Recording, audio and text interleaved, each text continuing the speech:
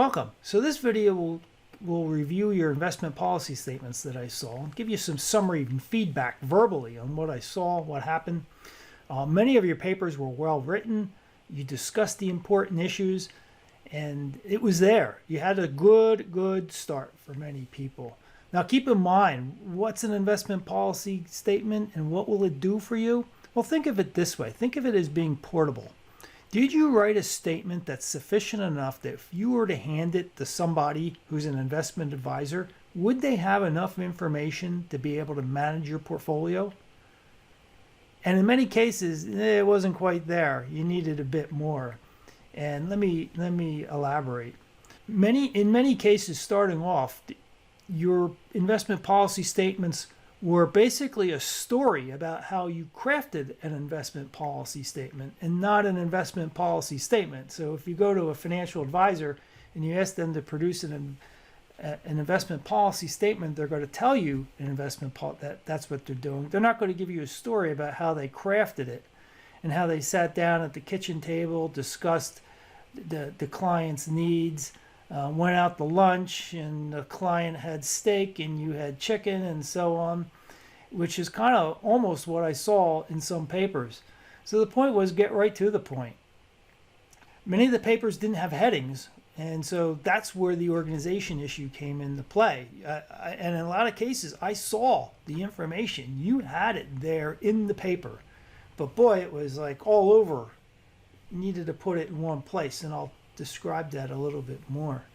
So let's start off with the client profile. That should have been your first heading. And like I said, a lot of people didn't have any headings. And so what it tended to show was a paper that's less organized than what it could be. Had you literally put in headings like client profile, strategy, asset allocation table, it would have compartmentalized your thinking.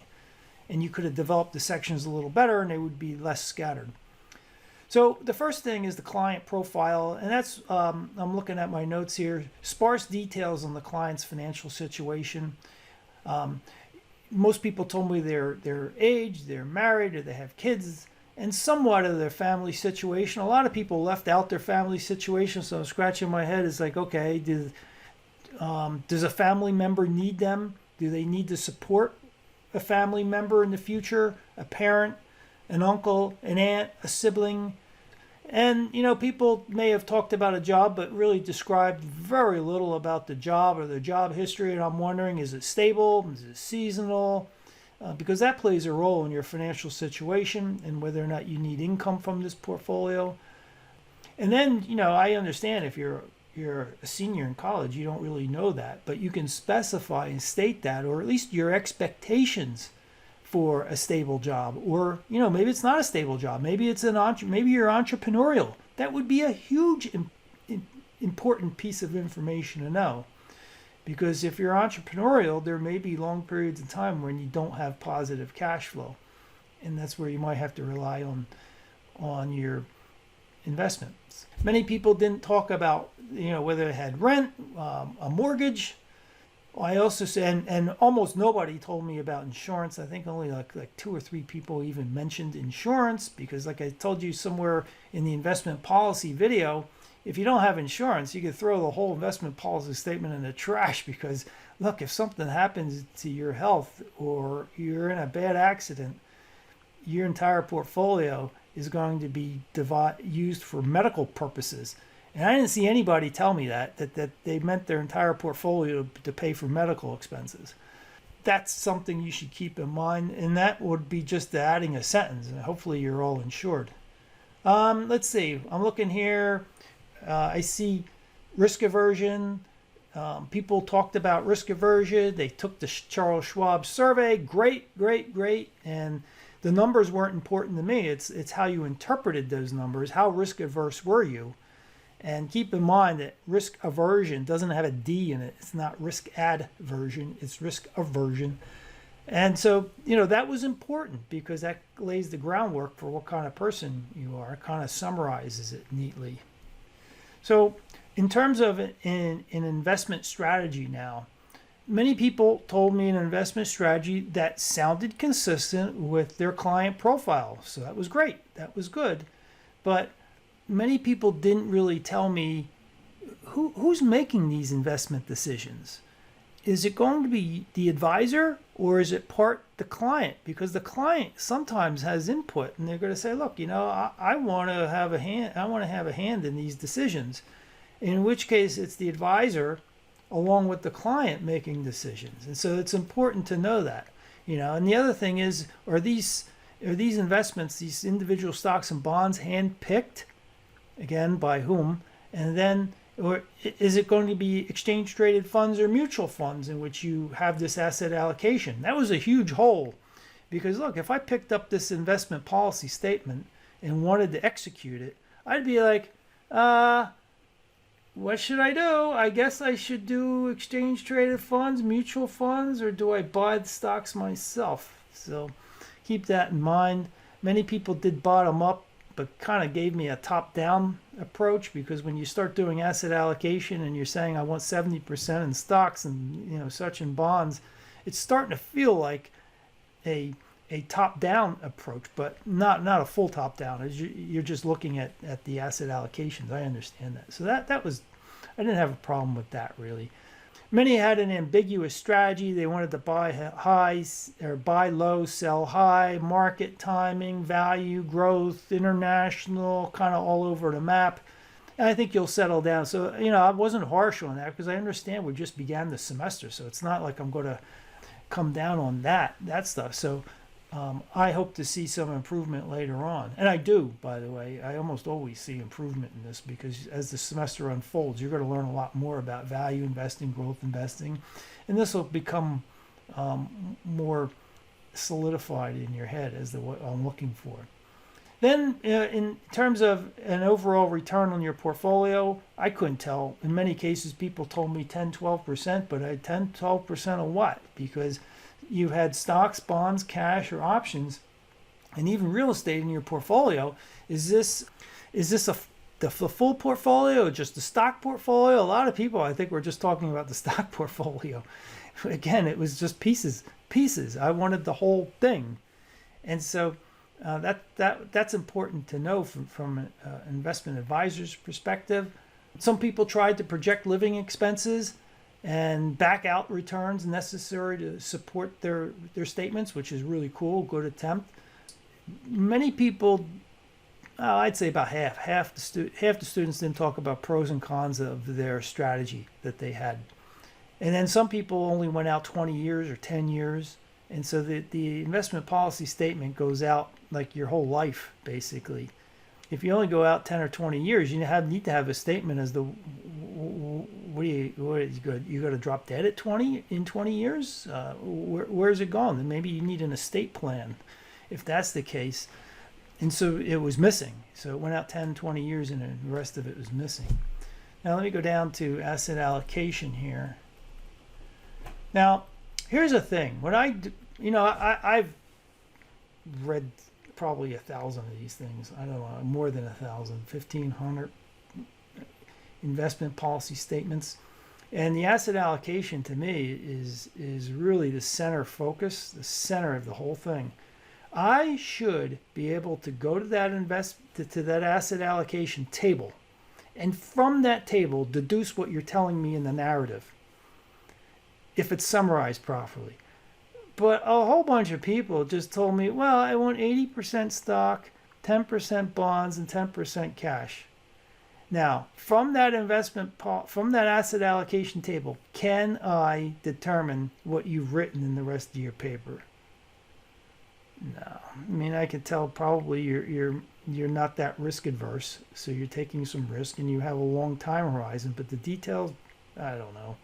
You needed to have subclasses, right? Not just asset classes, but subclasses. And you really shouldn't have individual stocks listed in the asset allocation table. You can footnote it or add it as an appendix, but you want to summarize the asset allocation, because as I said before in the previous video on investment policy statements, 90% of your returns are determined by your asset allocation and whether or not you're diversified within that asset allocation. And that's what I'm looking for within each one of those classes and subclasses. Are you diversified, or are you just handpicking stocks that are, quote, the hot stocks. And many people told me they're buying the hot stocks. That's not necessarily a diversified portfolio, guys. Hot stocks. You may think they are, but if they're all hot at this moment, they have a common thread. Get it? They're all hot right now. There's a systemic risk in there. So you want to keep that in mind. So you needed an asset class, you needed subclasses, you need to give me percentages that added up to 100%. Because like I said, some people just gave me their stock portfolio and nothing else. They left cash out, they left bonds, and really it was just a piece of an asset allocation table. You could put a column there for your expected returns. It was easy to put a column in there for your expected returns. And it's easy to put asset subclasses in there because you should be thinking about what those subclasses will be. And then I have, you could easily add a column that said form. And what I mean by form is, are these individual stocks you handpicked, or are they mutual funds that you're buying into? So a lot of people, I couldn't tell how you were actually going to execute 80% stock because that's all you told me. And you may have told me a few individual stocks, but not enough guidance on how to actually do that. Buy stocks and who's deciding, and should it be ETFs or mutual funds and so on. Then you could have, wasn't looking for it though, you could have told me this is the benchmark that I was thinking about comparing myself to in each category, in each asset class. And then what you could have done, that's not that important at this point. What's more important is you could have talked about your use of each one of those asset classes and subclasses and the time horizon you expect to invest in. So many people told me, look, I expect to buy a house in X number of years. And then I go down to the investment policies, to the asset allocation table, and I'm looking, okay, which of these asset classes, where is that dedicated to pay that down payment, or what is even the down payment? Nobody, well, I shouldn't say nobody, almost nobody told me how much. So I'm looking for something on the asset allocation table that says, look, this is bonds that will mature, or I expect to hold for 5 years, because in 5 years I expect to spend $100,000, $200,000 on a house. So the use of the funds by asset class and subcategory and the time horizon could have easily been done. Now here's my point. Many of you talked about that stuff, but it wasn't in a table. It was scattered throughout the paper. I'm looking at it, and I'm grading all these papers, and I'm trying to figure out where the pieces are and trying to put the pieces together, when it could have been summarized in one asset allocation really nicely, so that, like I said before, I get your paper, I look at the asset allocation table, and it tells me everything. Yeah, that's the point. Okay, let's go on further here. Some of you gave me asset allocations with specific examples of securities. They gave me symbols instead of actual stock names, and I don't have all 10,000 stock symbols memorized, and that's just stocks. There's 10,000 mutual funds and thousands of exchange traded funds. You need to spell out the names. Expected returns, like I said, you could have put that as a column in the table, would have been nice, and you really didn't have to reiterate. In some cases, people gave me asset allocation tables and then narrated it also. And it's kind of like a double whammy. It wasn't necessarily needed, other than you need to tell me, well, where did you get your asset allocation, or where did you get these percentages from, these expected returns? And most people gave me a reasonably good response on that. So this was a highly critical discussion. I wasn't looking for all this. Many people got hundreds, 95s, and 90s on this and had a lot of it missing. Okay, I'm back.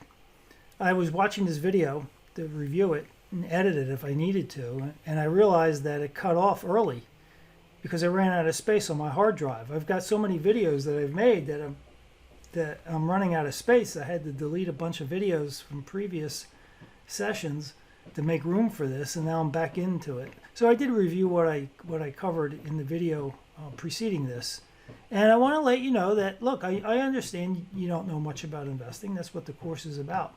And so the point of this video was to give you some ideas and for continuous improvement, because that's what I'm looking for. I understand we didn't cover exchange traded funds and mutual funds yet. And, subcategories. Well, you should have some inkling of what the subcategories are. I mentioned them in the past. And many students, like about half the students had something on that, but at least half of them did not have anything. They just had a clump of stocks, 80% or 70% stocks. And the market's really broad. There's lots of stuff there. But look, I'm looking for continuous improvement. And so on your final paper now, take this information that you have from this video, take your client profile, embellish it based on this video and my comments that is specific to your paper, and improve it. Because in the final paper, you're going to need to write about 2 or 3 paragraphs, maybe 2 good paragraphs on who your client is. You're going to need to reiterate that, and hopefully it's improved. You're going to reiterate it because I'm not going to remember who you are and what your circumstances are, and your circumstances may have changed since the beginning of the semester. So reiterate who you are, because then it'll make more sense when I look at your investment strategy and asset profile, your asset allocation. So that's important. So I'm looking for continuous improvement. And I realize, in terms of an asset allocation, like I told you, there's a lot of things you could have put in there. It didn't take much to imagine some of that. But by and large, a lot of people just gave me some really skimpy asset allocation tables that were not too helpful. Because I could have read one sentence, by the way. One sentence could tell me 80% stocks, 10% cash, and 10% in bonds. You didn't need to give me a table. And then, by the way, some of you gave me some nice pie charts, but, pie charts don't thrill me that much. Maybe data visualization people will tell you they love them, but a table, a simple old-fashioned table tells me everything. Way better than a pie chart that's hard to add up. And I can look down the table and figure out how much weight you're putting in each one based on the weight you give me there. So I don't really need to see a pie chart. But by the way, in the real world, a lot of investment advisors will give you that pie chart. If you go to financial institutions that do these investment policy statements, they'll have pie charts. I wasn't necessarily that anxious to see one, by the way, just so you know. So send me your emails if you have questions on specific items on your paper. And I look forward to interacting with you the rest of the semester and in the final paper. Take care.